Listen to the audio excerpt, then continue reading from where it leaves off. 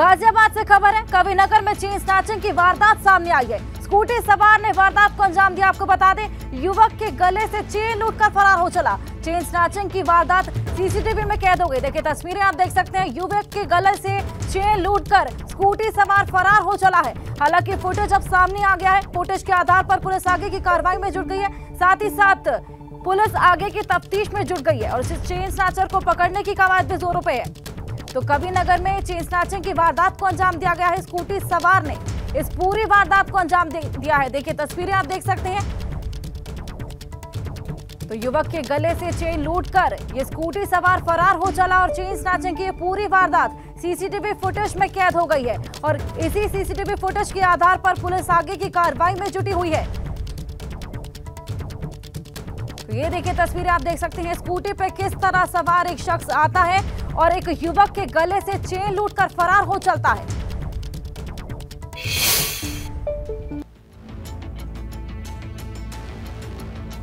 ये देखिए तस्वीरें आप देख रहे हैं, लाल रंग के एरो में ये वही स्कूटी सवार है। एक्सक्लूसिव तस्वीरें हम आपको दिखा रहे हैं। स्कूटी सवार ने एक युवक के गले से चेन स्नैच कर लिया है। देखिए तस्वीरें आप देख रही हैं और साथ ही साथ आपको बता दें कि स्कूटी सवार इस वारदात को अंजाम देकर वहां से फरार हो चला है। हालांकि ये फुटेज अब पूरा रिकॉर्ड हो चुका है सीसीटीवी फुटेज में, जो कि बगल में एक कैमरा लगा हुआ था उसमें रिकॉर्ड हो चुका है। अब इसी के आधार पर पुलिस आगे की कार्रवाई में जुटी हुई है। तो कविनगर में ये पूरी वारदात हुई है, जहां पर स्कूटी सवार ने इस पूरी वारदात को अंजाम दिया है। युवक के गले से चेन लूटकर वो फरार हो चला है।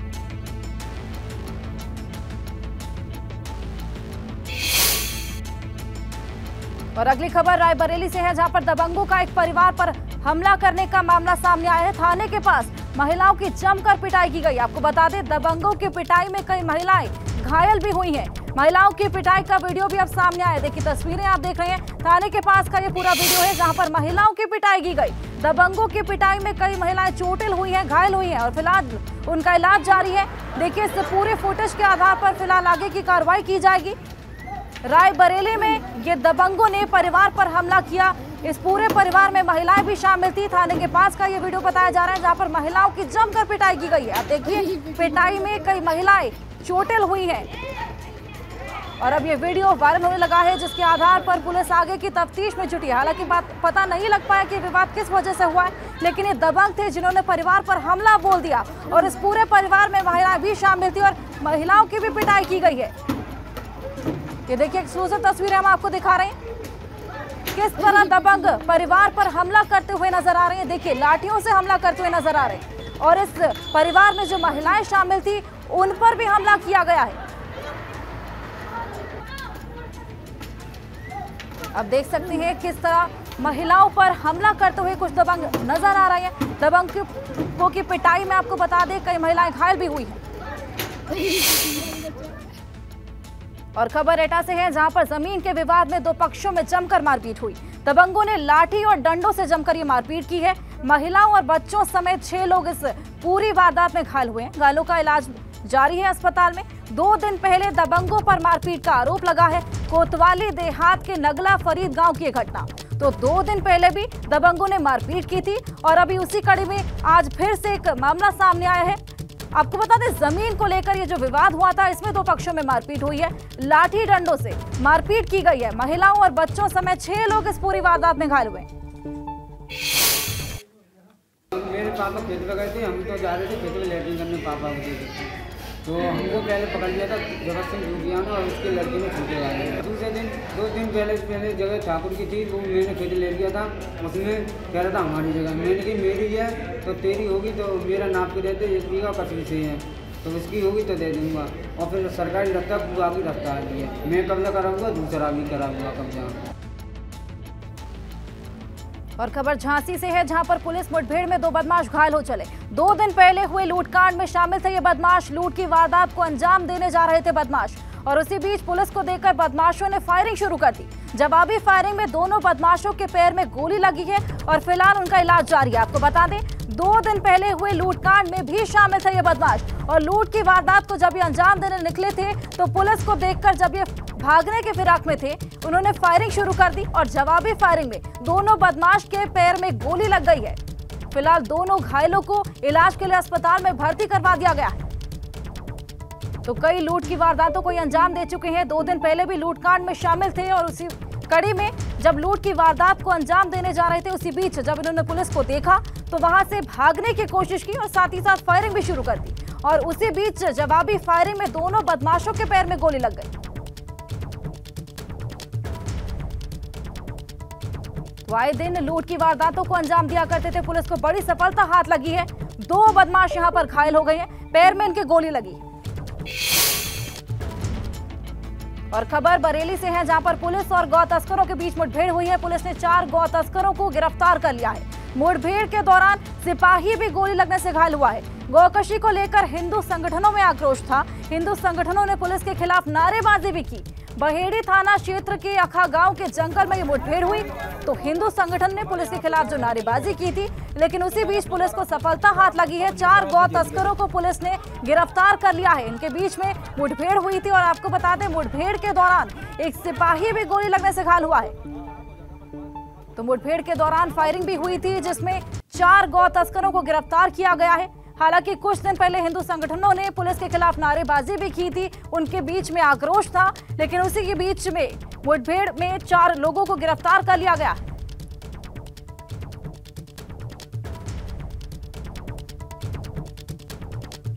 तो पुलिस को बड़ी सफलता हाथ लगी है। गौ तस्करों के बीच उनके साथ मुठभेड़ हुई थी। 4 गौ तस्कर इस पूरी कड़ी में गिरफ्तार हुए हैं। मुठभेड़ के दौरान सिपाही भी गोली लगने से घायल हो गया।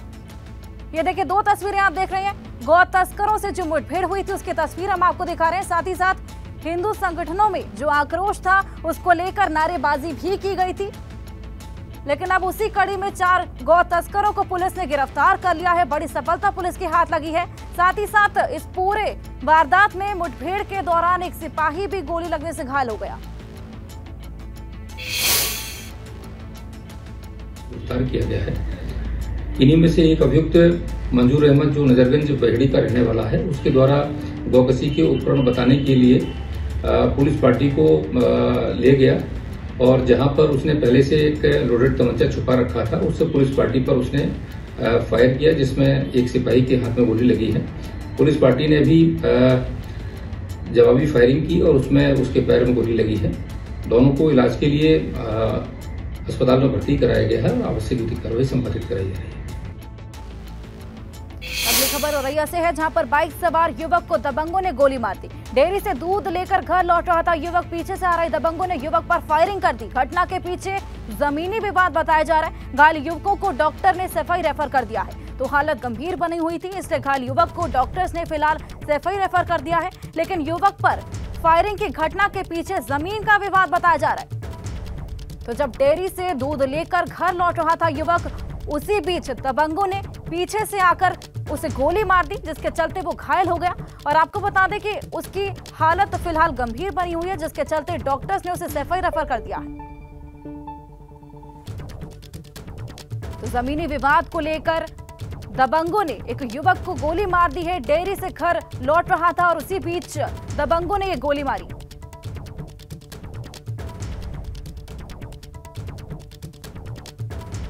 तो फिलहाल घायल युवक को डॉक्टर्स ने सफाई रेफर कर दिया है, जहां पर लगातार उसका इलाज जारी है। साथ ही साथ दबंगों को पुलिस इस वक्त उनकी तलाश में जुटी हुई है आगे की कार्रवाई के लिए। बाइक सवार युवक थे जिन्होंने दबंगों ने उसको गोली मारी।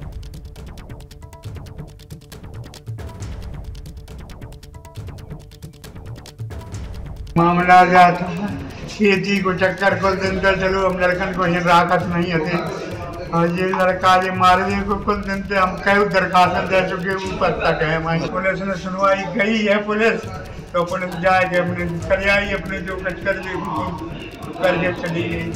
गोली राजू ने 4 भैया आते हैं, उनको राजू के साथ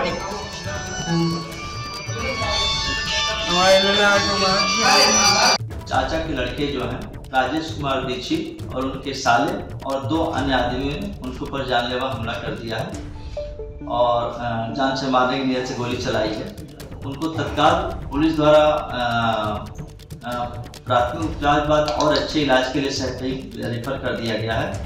साथ साथ जो जिन्होंने राजेश दीक्षित को हम लोग हिरासत में ले लिए पूछताछ हेतु और फोर्स भी लगा दिया गया है। अभी तक उनके द्वारा कोई FIR की तारीख नहीं दी गई है। जो दी जाती है तत्काल कार्रवाई की जाएगी।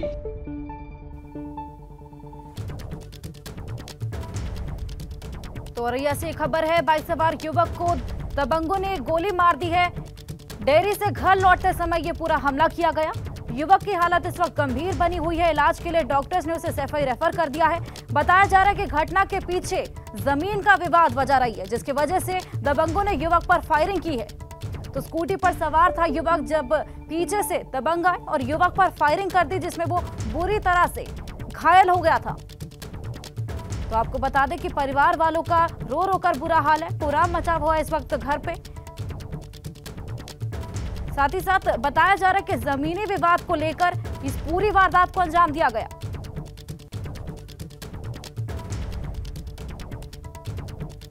तो पुलिस आगे की तफ्तीश में जुट गई और आगे बढ़ेंगे। यूपी में निकाय चुनाव का काउंटडाउन शुरू हो चुका है और आज 762 निकाय में वोटर लिस्ट में नाम जोड़ने की प्रक्रिया शुरू हो रही है और कल 10 मार्च को इसके लिए ड्राफ्ट प्रकाशित कर दिया जाएगा। इधर निकाय चुनाव में अन्य पिछड़ा वर्ग के आरक्षण की रिपोर्ट आयोग ने सरकार को सौंप दी है और अब कोर्ट के आदेश के बाद नगर निकाय चुनाव का ऐलान हो जाएगा और इस मामले में 11 अप्रैल को सुप्रीम कोर्ट में भी सुनवाई होनी है। तो 11 अप्रैल को सुप्रीम कोर्ट में इस पूरे मामले को लेकर सुनवाई होनी है। साथ ही साथ निकाय चुनाव में अन्य पिछड़ा वर्ग के आरक्षण की रिपोर्ट आयोग ने सरकार को भी सौंप दी है और अब कोर्ट के आदेश के बाद ही नगर निकाय चुनाव का ऐलान भी हो जाएगा। तो चलिए अब आपको बताते हैं, निकाय चुनाव का काउंटडाउन लगातार जारी है। मतदाता सूची में नाम जोड़ने की आज से प्रक्रिया शुरू होगी। साथ ही साथ कल निकाय को लेकर ड्राफ्ट जारी हुआ था। सरकार को इस पूरे आरक्षण की रिपोर्ट सौंपी जा चुकी है। मार्च में ही आरक्षण सूची को जारी किया जा सकता है, जल्द जारी हो सकता है निकायों का आरक्षण। तो एक हफ्ते में आरक्षण प्रक्रिया की भी संभावना है। ऐसे में रोटेशन पॉलिसी के आधार पर आरक्षण किया जाएगा। ट्रिपल टेस्ट के आधार पर ओबीसी आरक्षण होगा और 11 अप्रैल को सुप्रीम कोर्ट में इस पूरे मामले की सुनवाई होने वाली है और इस पूरी सुनवाई के बाद तारीखों का ऐलान भी जल्द ही संभव है। मई के पहले हफ्ते में चुनाव होने की भी संभावना है। तो जैसे ही इस पूरे मामले की सुनवाई होती है, 11 अप्रैल को सुप्रीम कोर्ट में सुनवाई होगी। सुनवाई के बाद ही तारीखों का ऐलान भी संभव है। साथ ही साथ मई के पहले हफ्ते में चुनाव होने की भी संभावना है। तो ट्रिपल टेस्ट के आधार पर ओबीसी आरक्षण होगा। रोटेशन पॉलिसी के आधार पर यह पूरा आरक्षण होने वाला है। एक हफ्ते में आरक्षण प्रक्रिया की भी संभावना है। ऐसे में जल्द जारी हो सकता है निकायों का आरक्षण। तो आपको बता दें, मार्च में ही आरक्षण सूची जारी हो सकती है। सरकार को आरक्षण रिपोर्ट सौंपी जा चुकी है। कल निकाय को लेकर एक ड्राफ्ट भी जारी हुआ था और मतदाता सूची में नाम जोड़ने की प्रक्रिया आज से शुरू हो जाएगी। आपको बता दें, एक हफ्ते में आरक्षण प्रक्रिया की संभावना बताई जा रही है। रोटेशन पॉलिसी के आधार पर यह आरक्षण होगा। ट्रिपल टेस्ट के आधार पर ओबीसी आरक्षण हो सकता है। 11 अप्रैल को सुप्रीम कोर्ट में इस पूरे मामले में सुनवाई होने वाली है। सुनवाई के बाद तारीखों का ऐलान जल्द ही संभव है। साथ ही साथ मई के पहले हफ्ते में चुनाव होने की भी संभावना। तो वाराणसी से खबर है, भाजपा अनुसूचित जनजाति मोर्चा की बैठक हो रही है। यूपी भाजपा अध्यक्ष भूपेंद्र चौधरी इसमें शामिल होंगे। कल अयोध्या में भाजपा महिला मोर्चा की प्रदेश कार्य समिति की बैठक हुई थी। 2024 चुनाव और निकाय चुनाव को लेकर रणनीति तय की जाएगी। तो यह अहम बैठक होने वाली है। 2024 चुनाव के लिहाज से, निकाय चुनाव के लिहाज से रणनीति तैयार होने वाली है। साथ ही साथ आपको बता दें, अयोध्या में भाजपा महिला मोर्चा की प्रदेश कार्य समिति की कल बैठक हुई थी और उसी कड़ी में यूपी भाजपा अध्यक्ष भूपेंद्र चौधरी इसमें शामिल होने वाले हैं। वाराणसी में भाजपा अनुसूचित जनजाति मोर्चा की बैठक होने वाली है। तो अहम बैठक ये होने वाली है। 2024 के चुनावों को लेकर, निकाय चुनाव को लेकर रणनीति तय की जा सकती है। साथ ही साथ कई अन्य मुद्दों पर भी चर्चा संभव है। पश्चिमी यूपी में आयुर्वेद को बढ़ावा देने के लिए मेरठ में आज से अखिल भारतीय आयुर्वेद महासम्मेलन होने जा रहा है। मेरठ के चौधरी चरण सिंह यूनिवर्सिटी में होने वाले आयुर्वेद महासम्मेलन में उपराष्ट्रपति जगदीप धनखड़, यूपी की राज्यपाल आनंदीबेन पटेल और सीएम योगी आदित्यनाथ भी शामिल होंगे। और 3 दिनों तक चलने वाले इस महासम्मेलन में देश के जाने माने आयुर्वेदाचार्य लोगों को निःशुल्क परामर्श और निःशुल्क इलाज के साथ दवाइयां भी देंगे। 3 दिनों तक होने वाले इस आयोजन में देश भर के 300 से ज्यादा आयुर्वेदाचार्य और 1200 छात्र छात्राएं भी शामिल होंगे। तो 3 दिन तक ये कार्यक्रम चलने वाला है। निशुल्क परामर्श और निशुल्क इलाज के साथ साथ दवाइयां भी दी जाएंगी। और साथ ही साथ इस महासम्मेलन में देश के जाने माने आयुर्वेदाचार्य भी मौजूद रहने वाले। तो 300 से ज्यादा आयुर्वेदाचार्य, 1200 छात्र छात्राएं इसमें शामिल होंगी। साथ ही साथ निशुल्क परामर्श, निशुल्क इलाज के साथ साथ दवाइयां भी दी जाएंगी। तो आपको बता दें कि महासम्मेलन में उपराष्ट्रपति जगदीप धनखड़, साथ ही साथ आनंदीबेन पटेल और सीएम योगी भी शामिल होने वाले हैं।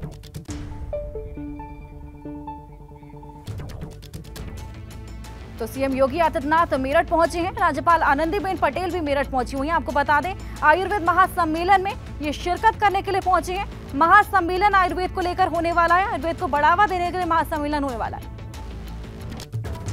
तो आयुर्वेद को लेकर जो महासम्मेलन होने वाला है उसमें सीएम योगी आदित्यनाथ मेरठ पहुंच गए हैं। साथ ही साथ राज्यपाल आनंदीबेन पटेल भी वहां पर पहुंची हुई हैं। जगदीप धनखड़ भी इस पूरे कार्यक्रम में शामिल होंगे। और आपको बता दें कि इस पूरे महासम्मेलन का जो मकसद है वो आयुर्वेद को बढ़ावा देने का है और इसमें निशुल्क परामर्श, साथ ही साथ दवाइयां भी दी जाएंगी। कई आयुर्वेदाचार्य, साथ ही छात्र छात्राएं भी इस पूरे कार्यक्रम में शामिल होने वाली। तो आयुर्वेद के लिहाज से अहम महासम्मेलन ये होने वाला है, जिसमें सीएम योगी शामिल होने वाले हैं, आनंदीबेन पटेल भी शामिल हो रही हैं, साथ ही साथ जगदीप धनखड़ भी शामिल हो रहे हैं। आपको बता दें निशुल्क परामर्श, साथ ही साथ निशुल्क दवाइयां इस पूरे महासम्मेलन में मिलने वाली है। 300 से ज्यादा आयुर्वेदाचार्य इसमें शामिल होने वाले।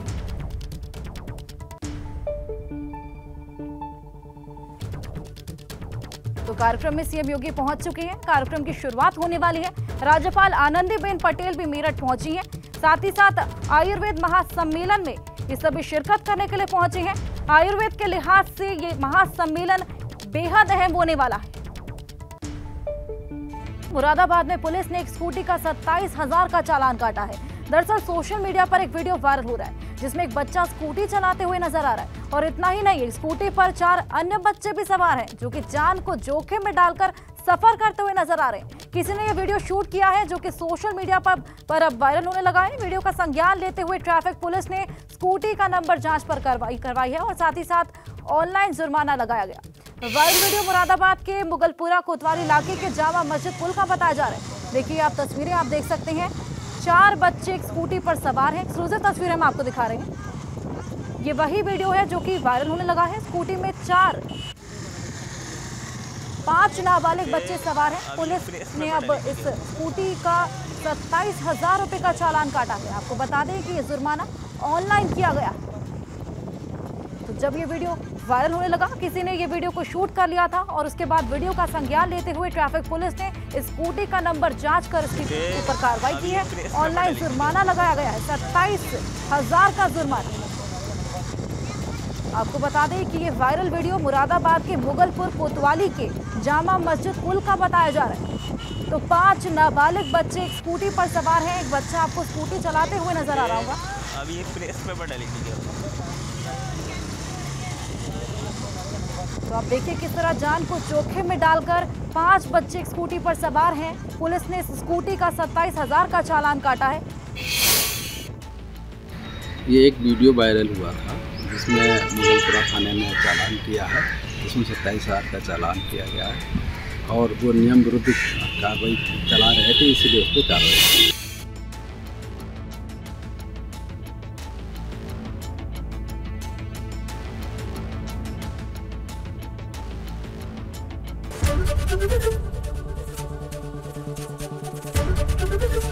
एबीपी गंगा, खबर आपकी, जुबान आपकी।